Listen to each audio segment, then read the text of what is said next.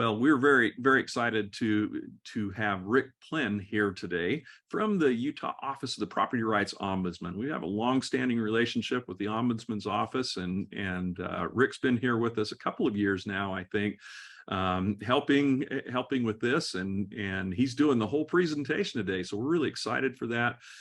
Rick is an attorney with the Property Rights Ombudsman's office, and this is a great organization that helps local government agencies and private property owners kind of come to an understanding on things.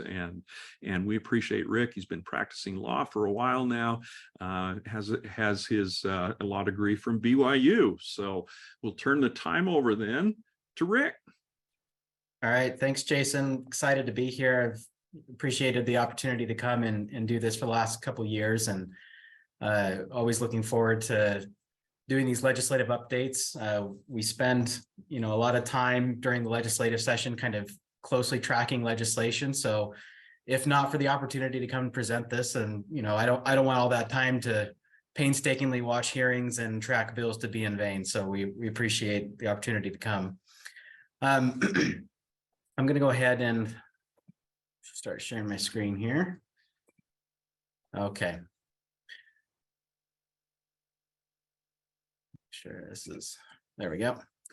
So for those that haven't heard of us before or aren't that familiar, so the Office of the Property Rights Ombudsman is an independent state office. We're housed within the Department of Commerce, and our mission statement is really to safeguard property rights by working with both government actors, state and local governments, as well as property owners. And we deal with mainly two areas. One is eminent domain and taking. So we mediate takings disputes whenever the government needs to condemn private property and there's a dispute about compensation. And then on the land use side, we resolve disputes about land use decisions as kind of a neutral answer that parties can get as a form of alternative dispute resolution without needing to go to litigate every question that they've got. And so we've been around for a few years now, or several years, and another part of what we do is we answer questions. And so both local governments and property owners alike can call us with land use questions, and we'll try to guide them through those questions. And we do a lot of trainings and presentations to kind of update everyone on the law. And so we'll do that today. One update since the last time we were here last year was we've actually added a new position in our office. And so up until now, the Ombudsman's office has just been staffed by 3 attorneys and a secretary, and it's just kind of a small office. But we've created a new position. It's the statewide land use training director. So Rob Terry is fulfilling that role for us now. And so he is a great resource for these types of events, these land use trainings going forward, as well as he's kind of, trying to kind of collaborate with all of the different training providers that we have in the state, because we do have a lot of land use training groups that we're trying to kind of get all of the information from the state legislature down the road to the local governments as efficiently as possible. So we're excited to have him fill that role. He's a planner by trade, which we're excited about, and has a lot of great experience that will help us. And so we're excited to have him around. So at the end of the presentation, I'll have my contact information as well as Rob. So if you want to reach out to him for resources, he's a great person to contact.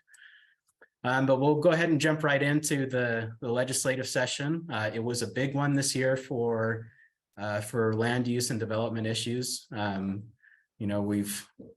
We've continued to have this massive growth that we've seen in the state and housing concerns, and so that's kind of spilled over into land use. And the state is looking for different ways that they can try to provide housing for people, and zoning is something that they've had in their sights, right? So and so I always think about the public process. I think Leslie Knope, what I hear when I'm being yelled at are people carrying loudly at me. And I think sometimes that's how, some people feel. And I attended another training just recently.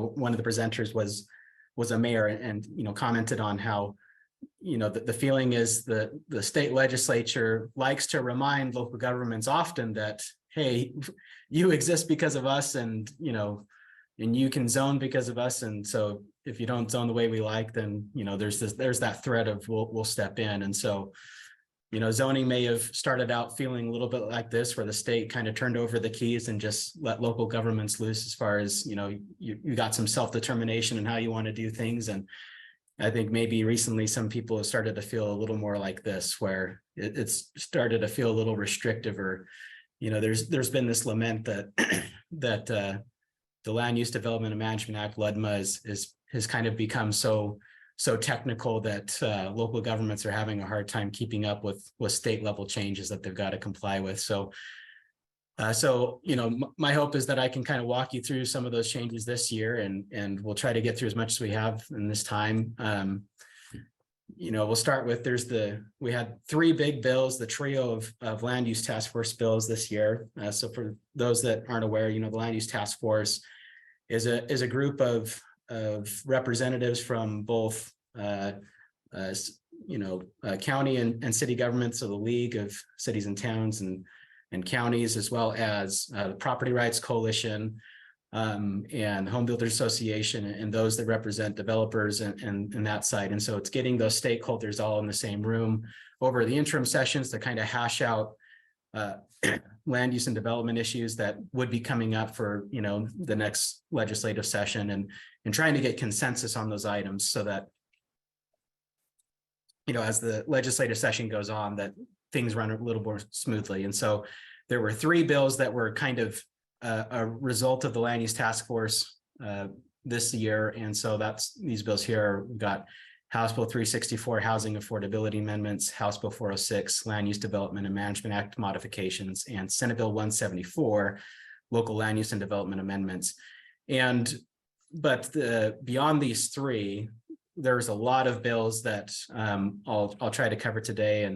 And so rather than going through each bill, and especially these land use task force bills, there's so much that's accomplished in each of these bills in different areas, that I felt like rather than taking it bill by bill and going through everything each thing does, I thought it'd be a little more simpler if we just broke things down by topic, as far as, maybe more of the day-to-day functions that a lot of you as planners and commission members and city attorneys might face in the land use process. And then, so you'll maybe see some of these bill numbers pop up, a couple of times, but we'll just go through them by topic. And so, keeping with the theme of, mom and dad, the state kind of coming down and kind of giving us more direction as local government, I kind of summarized the topics and the following themes, and so we'll go through those one by one. So first, general plan changes.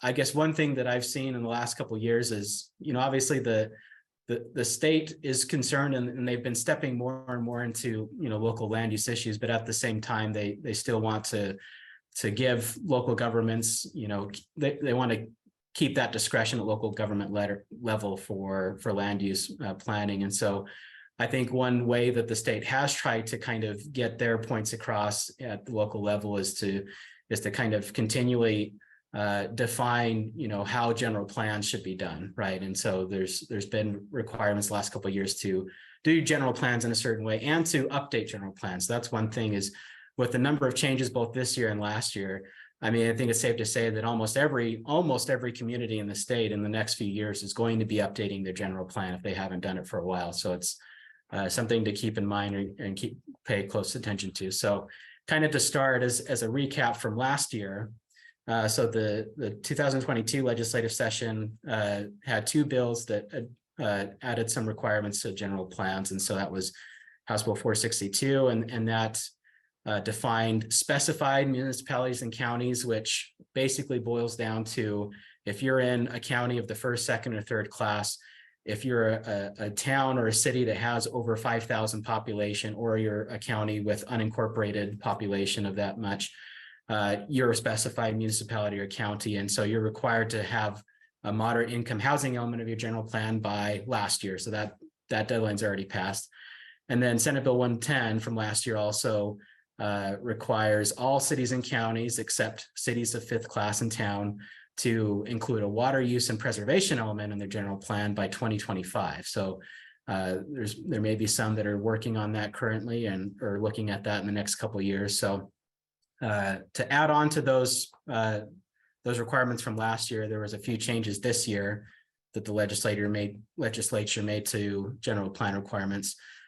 So House Bill 364 added that if you're a municipality or county that grows in class to become a specified municipality or county where you weren't before, then clarifying that if you are now a specified municipality, you have to amend your general plan to add that moderate income housing requirement.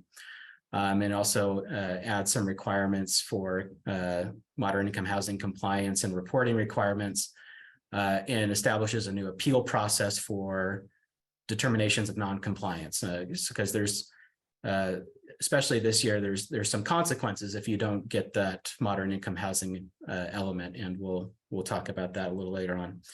Senate Bill 27, transportation revisions.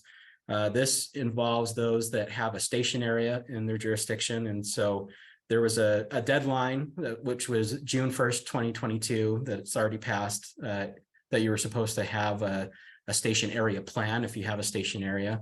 And this bill said that as long as you can show that you made meaningful progress towards establishing that station area plan by that date, then it'll waive the deadline for you. And then that bill also added that all comprehensive general plan amendments, so this includes everyone. So if you update your general plan, you have to send a copy of that general plan amendment to the Association of Government that's relative to you within 45 days of adoption.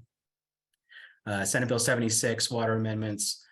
And so going back to last year's requirement to add a water use and conservation element, in doing that, this bill said that you now have to consult with the Division of Water Rights to get feedback about that plan, and then as well as counties specifically have to do that, but they also have to consult with community water systems and irrigation and canal companies and get feedback from them as to their water use and conservation element. So take a look at your general plan and whether that needs to be updated, which I assume it does. So the next theme, being a team player, there's been a lot of changes as far as including other entities in your land use process. And so some of that we've kind of just went over, updating your general plan. You've got to reach out to these other entities. You've got to reach out to Division of Water Rights and irrigation companies. We discussed that with Senate Bill 27. You've got to send a copy of your general plan to the AOG. And if you have a stationary and you receive a stationary application, so Senate Bill 27 also said that you have to notify the Metropolitan Planning Organization within 45 days. So the state is kind of, trying to include lots of other entities in land use planning. And in this last bill, House Bill 265, Sentinel Landscape Amendments, does the same. As it kind of gives the Department of Veteran and Military Affairs a lot of control over certain land use applications. And so what it says is that if you are a local government that it is within 5,000 feet of the boundary of a military, looks like I got a typo there, of military land, the military land is defined as specific sites in the state, and we'll go through those, but 5,000 feet is, roughly about 1 mile. So if you're in 1 mile of a military installation, then you have to work with the Department of Veterans and Military Affairs to come up with a compatible use plan. And so you work on that plan, and then as you receive any land use applications, except for individual building permits, you have to basically send a copy of that land use application to the department, and they've got 90 days to review it and determine whether that's compatible with their plan. So I think that's pretty significant. It basically makes the military kind of the land use authority, for lack of a better word, because they're the ones that make the determination. So they determine that, either yes or no, we're going to let this, whether it's a conditional use permit or subdivision, anything besides just an individual building permit now has to essentially be put on hold for 90 days so that it can be reviewed by the Department of Veterans and Military Affairs. So military land specifically includes Camp Williams. I think Camp Williams is the big one. So this image, I wouldn't pay too much attention to the outside. I just kind of stole this from another document, but the area in gray in the middle, that's the actual boundaries of Camp Williams. So you can imagine that 1 mile out of this boundary affects probably a lot of potential residential development or, you know, redevelopment or changes in use, right? Because there's a lot of these communities that have already developed up to the border, right? So we've got Lehigh City, we've got Saratoga Springs, Eagle Mountain, we've got Harriman City to the north and Bluffdale. Those are all high development areas right now, right? And so and they've all kind of been developing right up to Camp Williams. So any property within 5,000 feet of that border, you know, they're going to be having the military kind of oversee whether they can have that land use approved. Hill Air Force Base up north, here up north, you can kind of see, so if you look at the satellite image on the right there, I mean, there's development right up to the border, but kind of to the north and to the east, you've got a lot of ag land that, you know, maybe might change over for residential development. So there's going to be some effect there. Dugway Proving Ground, not a lot, not as much as the other two, and Utah Test and Training Range, that's this big red area on the side. So the white areas are private property, and so there is a little bit of up there. I'll just run through them quickly. Tooele Army Depot, that goes right up to Tooele, right? So, and there's obviously development in Tooele, so some there. Nephi Readiness Center, this is a really small site, and so as best as I could kind of guesstimate, that yellow area might be where the affected area is. And so there's a lot of agricultural land that might turn over one day. Cedar City Alternate Flight Facility. I Googled this and I could not find what this is. This didn't really show up in Google for me. Nevertheless, it's in the statute as a military installation. So I assume it has something to do with the National Guard Center there that Google showed me and the Cedar City Airport, but wasn't too familiar with that one. And Little Mountain Test Facility, kind of just off of Utah Lake up in Weber County.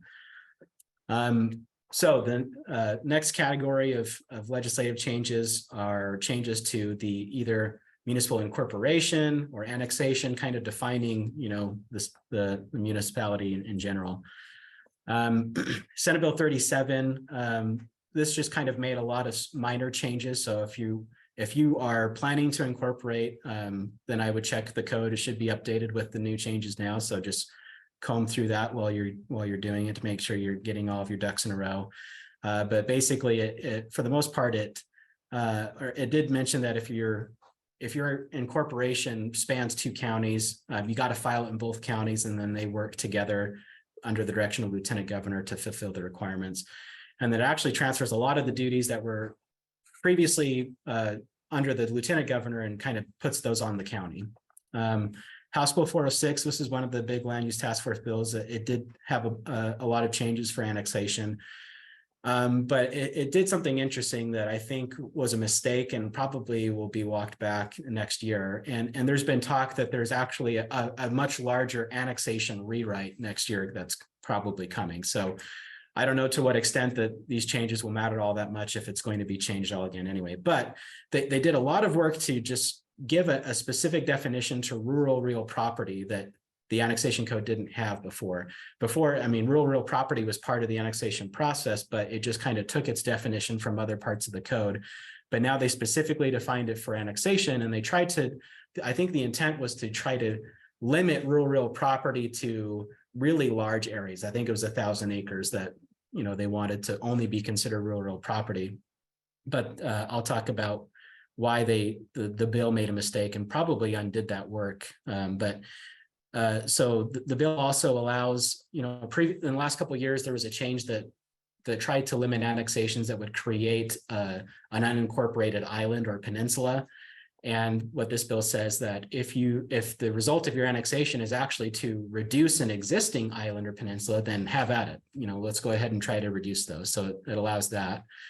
And then it directs the Boundary Commission to kind of weigh the preferences of the petitioner and any property owner in the annexation area that's filed a protest. And it also added that a vote by the legislative body to deny the petition can be recalled and set for reconsideration by a majority of the voting members of the legislative body. So the legislative body can reconsider their action. And then so where I think that they made a mistake, they messed with the language that was previously required 100% of consent of property owners in an ag protection zone. So I'll show you the exact language and show you what I mean. So the language, it said that, you know, each annexation petition had to have the signatures of all the property owners that here it's listed as B, covers 100% of all the rural real property in the area of annexation. And then C, all the private land area, the old code said that was in an ag protection zone. So you have to have real property owners, 100% signatures, and you have to have 100% signatures of ag protection area. That's what the code said. And what they did was they actually took out that line about ag protection area. So if you follow with me and just listen to what the code currently says, keeping in mind that they really tried to limit this year what rural real property means and kind of tried to make that only apply in circumstances of large, you know, congruous areas. It now says that you need 100% of all rural real property and 100% of all the private land area in the area proposed for annexation, full stop. So that basically means you now, for this annexation, as it currently sits in law right now, you need 100% of all the private property owners. That's something that was never part of the annexation before, and clearly not something that I think they were trying to do with this bill, since they took so much time to kind of limit rural property. So I think that that's probably going to be fixed next session. All right, the next section, changes made that involve the public process in land use planning, whether it be public notice or initiatives and referenda. We'll go through that. So House Bill 38, this was mostly a cleanup bill that kind of just tried to clarify a lot of instances of the code that was just referring to, like, let's say it just said petition, but it wasn't really clarifying whether it was a statewide referendum or a local referendum. And then it also tried to kind of make the state and local processes a little bit more similar.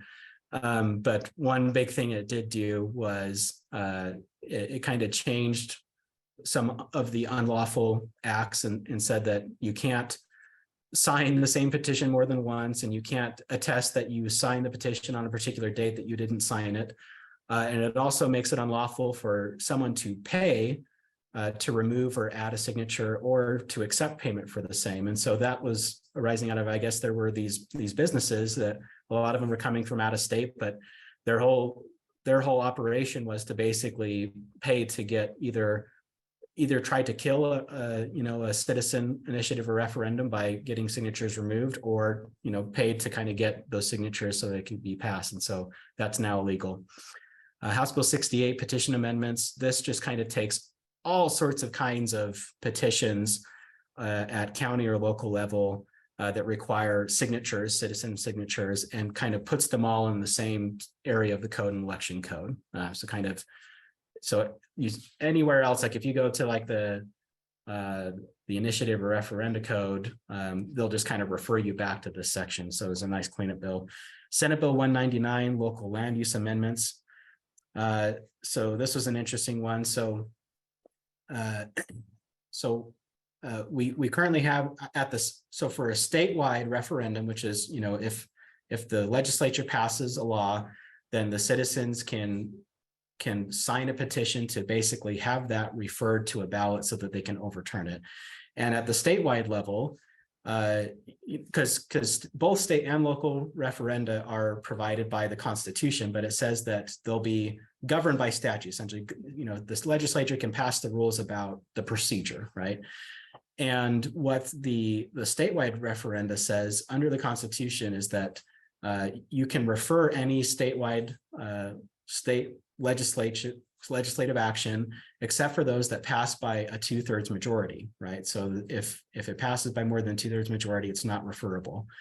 That's not so for local referenda, right? So a local land use decision or a legislative land use decision can be referred to the voters regardless of how, how it had been approved. So this bill tried to kind of, initially as it was introduced, it mirrored the state law procedure. It basically said if a legislative decision is passed by 2/3 of the municipal or county legislative body, it's not referable.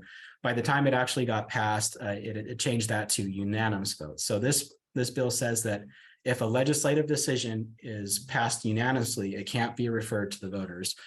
Unfortunately, I think that that's going to bring up some constitutional issues because the Constitution doesn't. It says that any legislative action can be referred to the voters as far as a local action. So I expect that there might be a lawsuit there. And so we'll see what happens there. But Senate Bill 174, local land use and development revisions. This is just, we'll talk about this in more detail in a minute, but as far as the public process goes, this basically limits public hearings in a subdivision process, which, as we all know, is an administrative process. It doesn't involve legislative changes. It says that you can't have more than one public hearing, which state law never required a public hearing for subdivision approval, but I know that lots of cities and counties like to have that because they want to keep the public involved, whether that's a good thing or a bad thing, right? Being that's an administrative decision. This limited that, and it actually caused some controversy in legislative hearings when it's being considered. There was this perception that it was just limiting public rights when really it's an administrative decision and it was never required in the first place. But nevertheless, we'll get to that in a minute. And then Senate Bill 43, this is a very important bill to know, for your city and county recorders and those that are sending out public notice. This overhauled public notice all throughout Utah code and kind of simplified, created classes of public notice, class A, B, and C. And so every public notice for a particular meeting or hearing is one of these classes and kind of has streamlined all of these requirements. And so rather than me kind of walk that through, I just refer you to a publication that Will Summercorn at the Utah Land Use Institute has made. I would go check out the Land Use Institute's website and their library, and that's where you'll find this publication. He's kind of made a spreadsheet of here's when you do what, right? Here's what class is what. So I won't spend too much time there.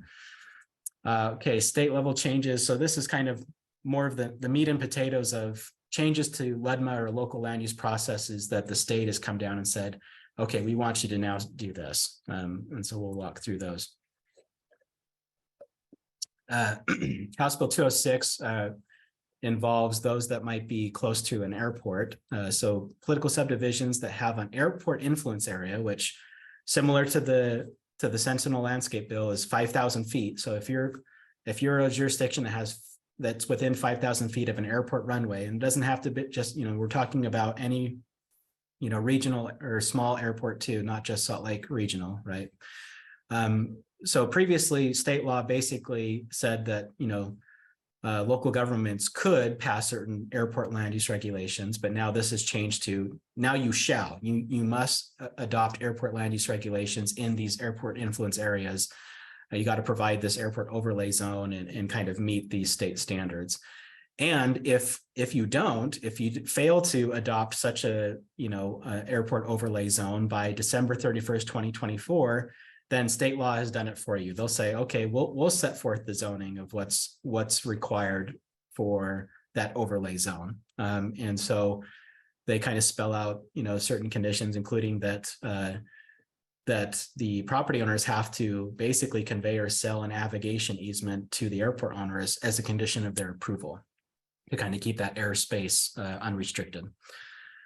House Bill 351, county recorder modifications. So this actually creates a county recorder standards board to consider statewide standards for county recorders to kind of have a little more uniformity. So I know that there were some practitioners that were happy to see that, because there's, depending on what county you're in, the recording requirements might be different. And so this establishes that board and requires county recorders to comply with their rules. And I think it has certain procedures for, appeals or reviews or things like that. This is a good example of one thing that we've noticed as the Ombudsman's office is because by nature, we're this neutral player in land use, that we often get called on to we get pulled into all sorts of things, right? And so when this bill was originally announced, it made our director one of the board members, and we said, we don't really, we're not here to make policy, we're just here to resolve disputes. And fortunately, over the session, they decided to go a different way, and we got out of that. So we're no longer on the board of the county standards board. So Senate Bill 271, home ownership requirements.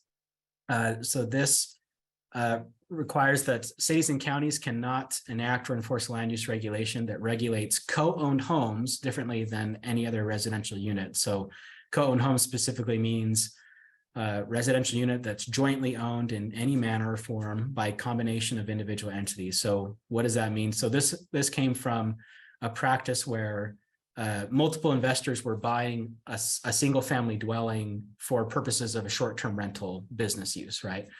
And so there were some jurisdictions that were trying to outlaw that.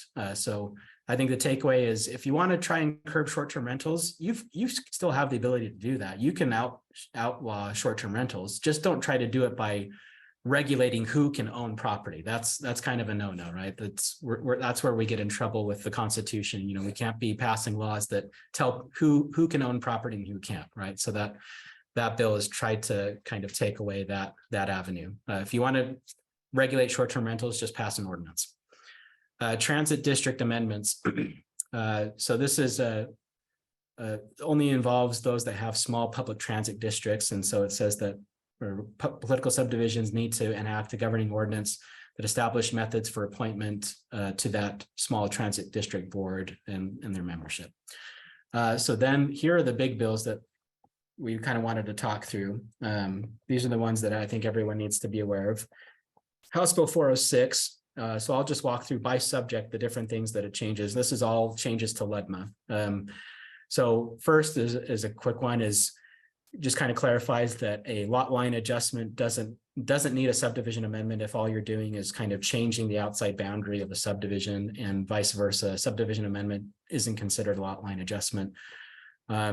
For moratoria, this is a big one. So this existing law, whenever we use the term moratorium, we're typically talking about three different things, and two of those are expressly provided in LEDMA, but they're different, right? So one is a temporary land use regulation, and that's where the city council passes a 6-month land use regulation and bypasses the planning commission process, and they do that for an emergency purpose. So they have to make a finding of compelling countervailing public interest.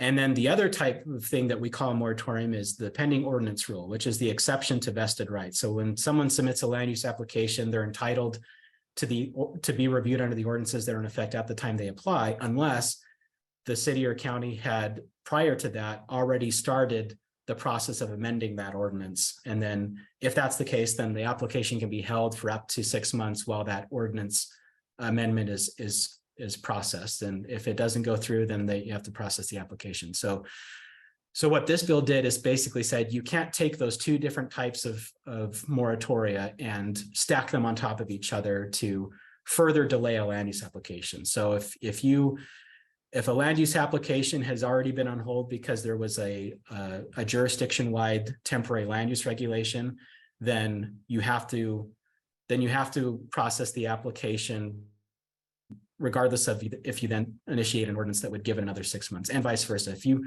If an application has been on hold because of a pending ordinance, then you can't, within that window, then pass a temporary land use regulation to further delay it. You get one crack at delaying a land use application, basically.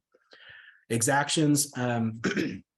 This provides a new definition of residential roadways, which the simplified version is that we're talking about just local roads that provide access to residential lots that is 25 miles per hour or less. And so if with those local roads for residential lots, cities and counties cannot require a width of pavement wider than 32 feet. There is a long list of exceptions that apply, but this was kind of a long time coming. The developer community has kind of really been interested in having standardized road standards, right, across the board, or just development standards in general. And so this is where the compromise could be found, is, this narrow residential roadway standard. Development agreements, there were some big changes here. So this clarified that you can't use a development agreement for any development that would be prohibited by your zoning unless you go through the same process as a land use regulation or amendment. So if it's going to deviate from your standards, you got to pass the development agreement as if it were a land use regulation, as if you were just changing the zoning itself. And that's kind of always been the case, but it just kind of clarified that. And then this is an interesting thing. It says, if a development agreement restricts an applicant's rights under clearly established state law, it says, then the city or county must disclose in writing the rights that are being restricted. And if it fails to do that, then any provision of the development agreement pertaining to those undisclosed rights is void. So I think this is pretty onerous on local government, that they've got to now, with every development agreement, they've got to affirmatively comb through it and figure out, is this restricting any of their state given rights? And if it is, then we need to produce a document in writing that says, here are all of the rights that you are giving up by signing this development agreement. And if they don't do that, then the development agreement or parts of it can be declared void. So one other thing it added is for more administrative development agreements, so those that aren't making legislative changes, but are more just an implementation of your administrative code, you can't make a development agreement mandatory for just any conventional development. And that was kind of always the case before, but what the state code said before was that a development agreement can't be the only option for developing land within the city or county. And we were called on as the ombudsman to give some opinions about that. And we had to kind of, the way that code was written, we kind of had to lay out some harsh rules that say that as long as the developer has some small option to develop without a development agreement, then the city or county probably could use a development agreement for all other sorts of development. So in other words, if you said that you still allowed, like, let's say a 5-lot subdivision without a development agreement, then you could regulate larger subdivisions with the development agreement. And so this kind of changed things to just basically now say, if your development code, or if your land use code provides all of the applicable standards for development in the land, then you can't require development agreements. So I think what that's getting at is that you can still use development agreements for optional types of development that the applicant chooses, like a plan unit development or something where they're asking for some bonus density, but you can't impose a development agreement if the zoning that they're getting approved under already spells out everything that they're entitled to. If they're not choosing some sort of option, then you can't make them sign a development agreement. Improvement completion assurance or bonding. This kind of clarified that you can require bonding for only public landscaping improvements and not private landscaping improvements. And I know that that's been a concern for local developments because they've had to deal with unhappy property owners in a lot of cases where, let's say, maybe private HOA infrastructure or parks or whatever have been left uncompleted and the city had no mechanism to enforce. And that's why they wanted to be able to require bonding for even those private improvements. This kind of pulled that back and said you can't require bonding for private improvements. But it does provide an exception, and it's specifically for HOA common areas specifically, and when it's negotiated as part of the development agreement. So to the extent that you are negotiating a development agreement, then you can go ahead and ask for bonding for private improvements as well, if it's for HOA common areas. Senate Bill 174, I think this is the bill that's caused the most questions and probably will create the most need for revising your code of any of the bills. And so this basically requires everyone to overhaul their subdivision approval process, for lack of a better term. But we'll start with moderate income housing. This is where it specifically says that if you don't comply with moderate income housing reporting requirements, you have to pay a daily fee of $500 towards the Ole Ness Walker Fund for modern income housing purposes. And then it says the Transportation Commission can give priority to projects that have complied with their reporting requirements. Internal accessory dwelling units, that was a controversial issue that was recently passed, and questions about how to apply. We got lots of questions about this very circumstance, so I'm glad that they've at least clarified it. And so what they've said is they've clarified that, because before the law was an internal accessory dwelling unit was specifically a unit within the existing footprint of a home that you could add a unit, right? And there were obviously a lot of exceptions, but there were questions about, and so the idea was that, you know, you're not building additions onto your home to create these ADUs.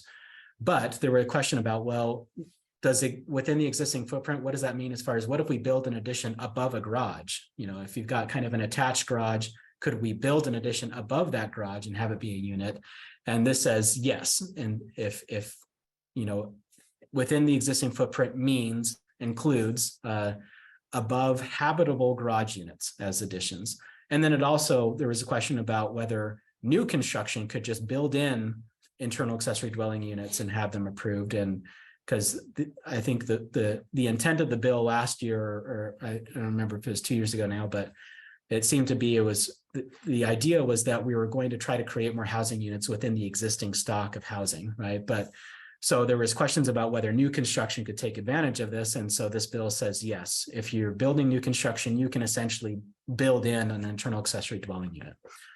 And then they've added an ability that you can require an additional parking space in some circumstances. Okay, so let's get to subdivision process. This is the big one. So all cities and counties must now have a two-stage subdivision approval process, which is preliminary and final. For all 1 and 2 family dwellings and townhomes. And so you could still have your own process if you wanted for some other type of development, but for single and 2 family and townhomes, you have to now follow the state's blueprint for your subdivision ordinance.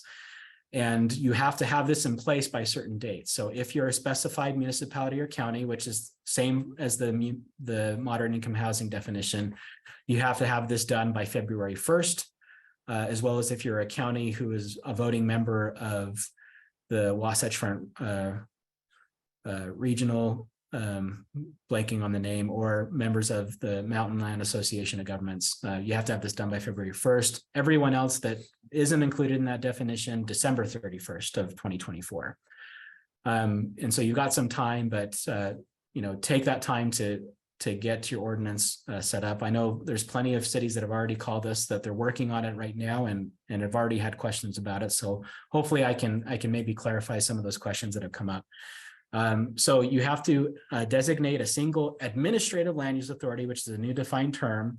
And specifically, an administrative land use authority cannot be the legislative body or include anybody on that legislative body. So planning commission is still okay. So you can have your planning commission or your staff or some other entity or body be your administrative land use authority, which is specifically for preliminary plat approval. So your administrative land use authority is for your first step, administrative or for preliminary plats. And you can still set your own standards for minor subdivisions. So minor subdivisions are kind of excluded from this. You can still designate whoever you want for minor subdivisions. And your local ordinance could also allow for concurrent processing of preliminary plat if you wanted to. You could kind of do it all in one step. But what local ordinances cannot do is you cannot make the planning commission or the legislative body the authority for your final plat approval. So what that essentially means is you're basically down to your final plat approval is supposed to be basically a staff decision. It's kind of that final checklist. So I know that lots of different local codes either had a lot of the heavy lifting at preliminary stage, or some had it at final stage, or kind of just repeat at both stages, or some just kind of had final plat approval was just kind of a final checklist and not really a lot of substantive work. That's essentially what this says. It says that preliminary plat approval is where you do all of the heavy lifting, and then your final plat is really just a checklist, right? So your staff or somebody else that's not the planning commission or legislative body has to approve final plat. You can still have your planning commission approve preliminary, but the legislative body is out. They are out of the approval process for subdivisions. And that goes back to this idea that subdivision is an administrative process. And so, having the legislative body, well, in any other circumstance, we've always allowed, cities and counties to designate the legislative body to kind of switch hats and act as the land use authority. This is saying no longer for subdivision approval. We really wanted to make it clear that subdivision approval is not a legislative process, it's an administrative process. And for that reason, that's where we added this no more than one public hearing, because there were instances of every stage of the process was, anytime it was redlined and sent back, you were having more and more public hearings. And so there were stories in the legislative hearings of, subdivision had to go through like 8 public hearings to get approved, right? And so it also adds a bunch of deadlines. So once you receive a preliminary plat application, you've got a certain number of days to respond to it. And so let's see, whoops. And so what this does is it creates deadlines, and then it also puts a limit on review cycles. So review cycles is, applicant submits the plat in the documents. It's reviewed by the city engineer. It's redlined and sent back to the applicant. That's one review cycle. What this says is you can't go through more than 4 review cycles of, redlining and sending it back for changes, right? So at the end of the 4 cycles, then the applicant can ask for a final decision. I had a question about that because technically under LEDMA, the applicant can ask for a final written decision with a 45-day notice whenever they like. So maybe they can bypass the 4 review stages if they feel pretty confident in their subdivision. I don't know. But yeah, so it limits only 1 public hearing, only 4 review cycles, and preliminary and final. That's kind of the process now. If you fail to respond within 20 days of a final review cycle deadline, then the city or county has to assemble an appeal panel to review improvement plans if that's where the dispute lies, to figure out how to review the plans, or if it's a dispute arising out of like ordinance interpretation or subdivision ordinance review, then you have to give the applicant notice of where they can go to appeal the land use decision. All right. I'm happy to take questions on that afterwards, or if Jason, just let me know if any questions pop up. A couple of bills about, obviously with all of these state level changes, we often call them unfunded mandates in a lot of instances, but there are some bills that provided more funding opportunities for local development. One is a simple one that House Bill 44 Transportation Corridor Funding Amendments. This took the transportation corridor preservation funds and said that you can now use those for future projects. It used to say you could do it for up to 30 years in the future. Now it says you can do that up to 40 years in the future. So a little more opportunity there. Railroad right-of-way amendments. This is an interesting bill in that it kind of attacked railroads, which historically have kind of been a heavy lobbyist and kind of a tough player. And this now says that local governments can assess a railroad for the costs of public infrastructure improvements as long as they meet these requirements, which are that it's partly or wholly within the railroad right of way. It will benefit the railroad in some aspect, and that the assessment is proportionate to the railroad's benefits. So you still got to follow that exaction analysis, but where railroad property was more hands-off in the past, it now says that you can make them pay for certain public infrastructure. House Bill 371, Working Farm and Ranch Protection Fund. This makes a new funding source by taking 20% of all rollback taxes and then gives it to the county. And then the county can use that to acquire open land and working agricultural land, which includes things like, conservation easement. You can actually use it for recreational purposes as long as it's not active recreation. So you can't turn it into like a sports field, but you could turn it into a park or trail. And so it's a new source of funds to do that. The only caveat is you can't acquire that property by threatening eminent domain. It all has to be voluntary. Obviously you could still use eminent domain if you're providing your own funding for certain recreational purposes, but you can't use these rollback funds to do that. Okay, water related bills. Water was still a very large topic, and I'll only just go through just a couple that might be a little more relevant here. Emergency water shortages amendments. So this was a bill last year, the legislature kind of commissioned that the state engineer to study the issue of what would we do if we had an emergency water shortage declared? What's the feasibility of maybe changing the priority of uses, kind of taking people out of the line as far as first in time, first in right, and their existing water rights, if there's just not enough to go around. And so this is the result of that study. And so this does provide preferences for water under a declared emergency. So the governor has to declare a water shortage emergency, which can either be man-made or natural.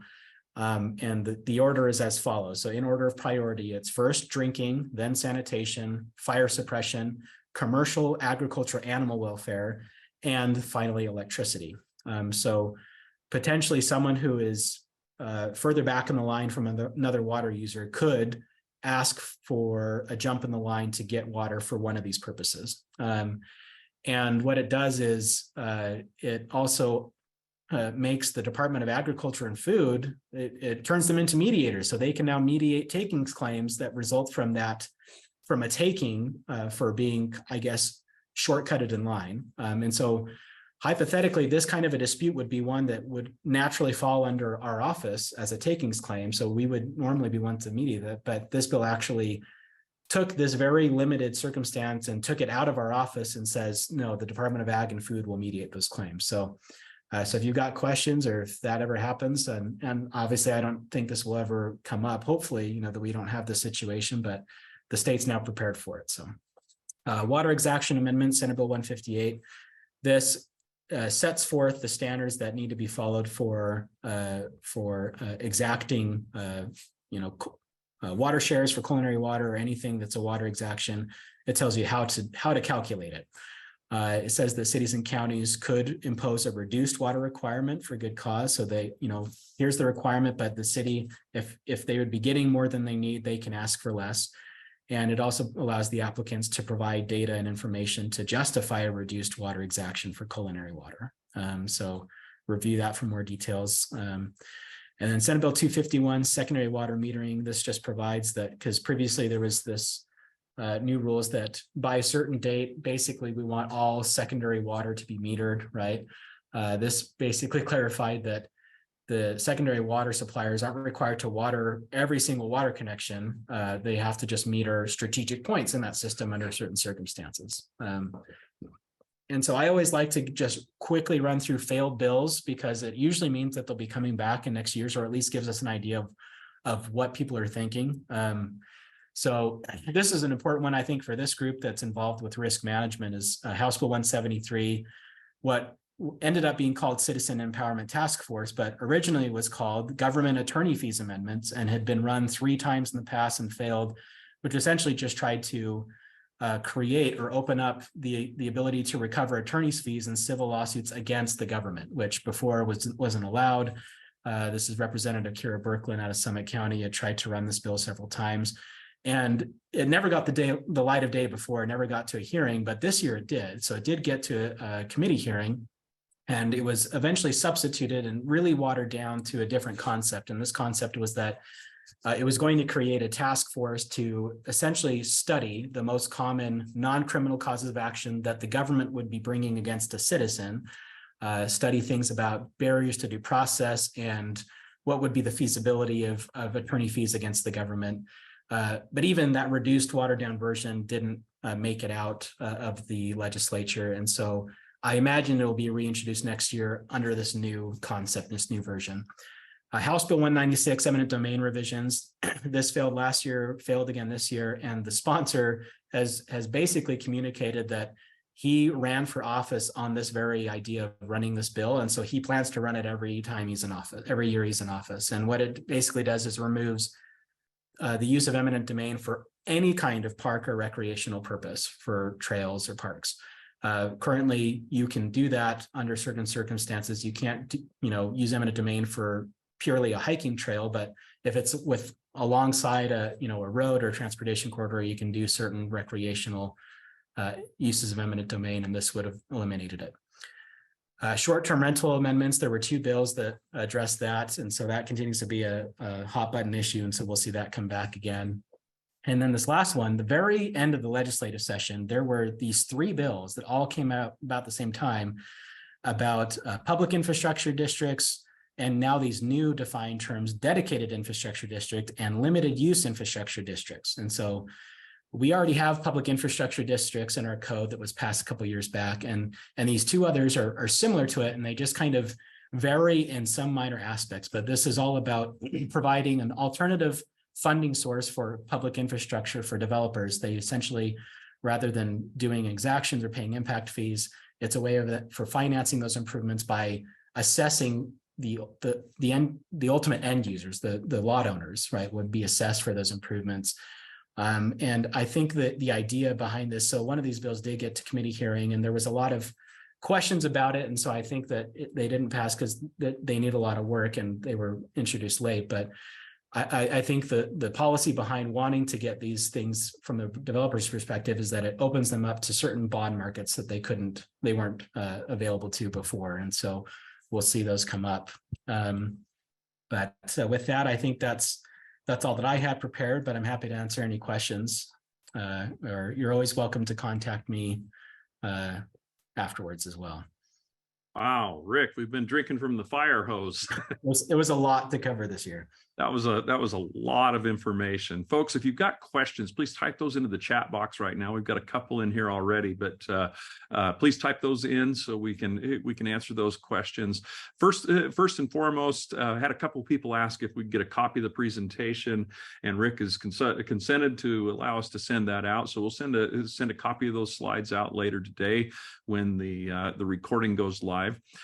Question here from Tom Dickinson. The most common comments on subdivisions and CDs are failure to submit a complete package or failure to address previous comments. How does this play into the 4-cycle max reviews? That's a good question. So, so LUDMA already, the existing code provided that anytime you receive a land use application, the city or county has to first make an initial determination that it's complete, right? And it doesn't really put a deadline on that before, right? It just kind of said that, you have to do that within a reasonable amount of time, right? And that if you didn't, then the applicant had an ability to give you written notice of demanding an answer of whether it's complete or not.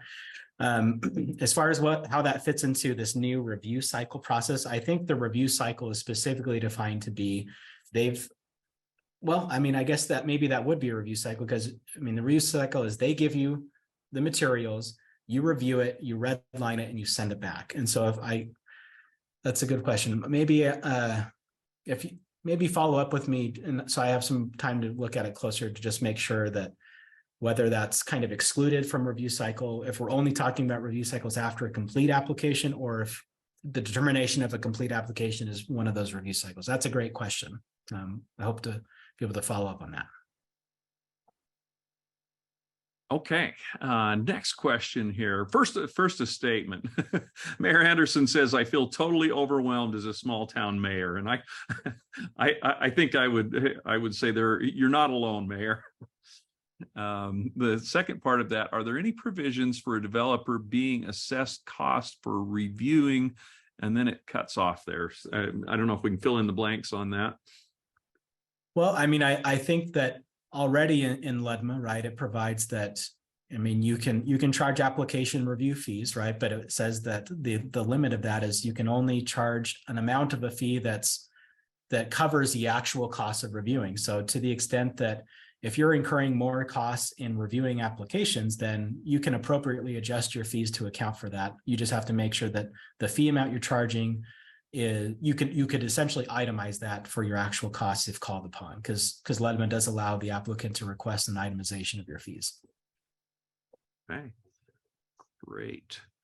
Well, that looks like those are the questions that we have at this time. I am absolutely sure there are more questions out there, and I'm sure that's why you have your email addresses on this slide. Is that correct?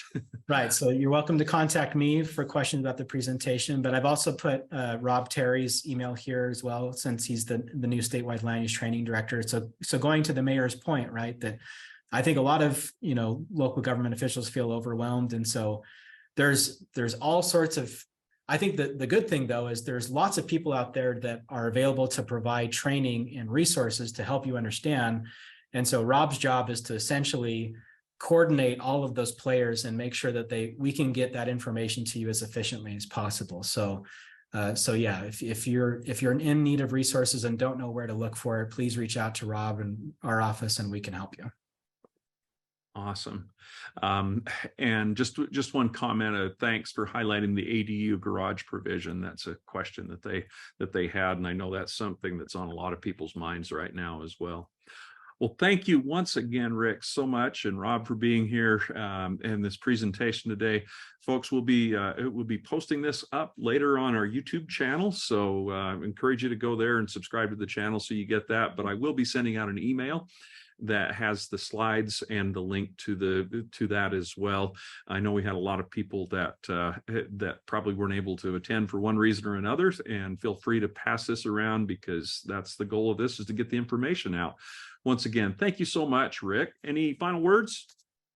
No, I appreciate it. I'll look forward to seeing you next year to talk about a lot more information, hopefully. So awesome. Thanks so much. Thanks, folks. Go out and have a great day. Thanks.